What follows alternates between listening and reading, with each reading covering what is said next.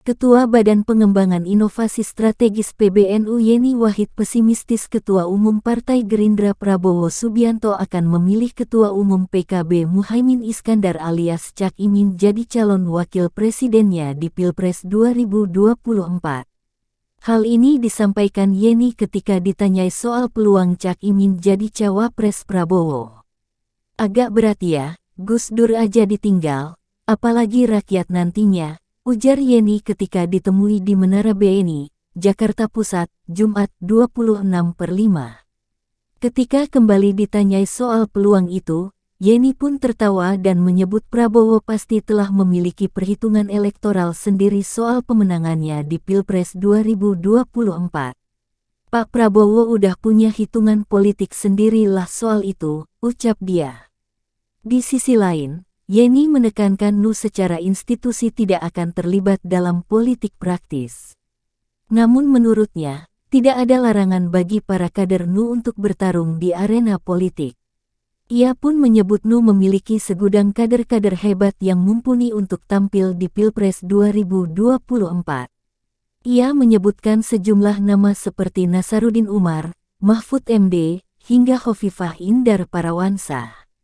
"Jadi, siapapun dari mereka-mereka ini yang dilirik jadi cawapres, bagi kami tentu sebuah tanda bahwa memang NU ini jadi sebuah kekuatan politik yang diperhitungkan," katanya.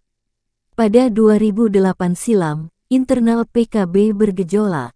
Konflik itu terjadi antara Gus Dur dengan Cak Imin. Pada konflik itu, Yeni pernah menyampaikan Cak Imin merupakan sosok yang mengeluarkan Gus Dur dari PKB yang dilakukannya melalui muktamar luar biasa PKB di Ancol, Jakarta pada 2008. Yeni menyampaikan tak hanya Gus Dur yang didepak oleh Cak Imin, namun sejumlah tokoh senior PKB termasuk dirinya. Menurut Yeni, Cak Imin juga mengeluarkan sosok-sosok yang pernah menemani perjalanan Cak Imin di PKB. Perdebatan Yeni dan Cak Imin bukan sekali ini saja.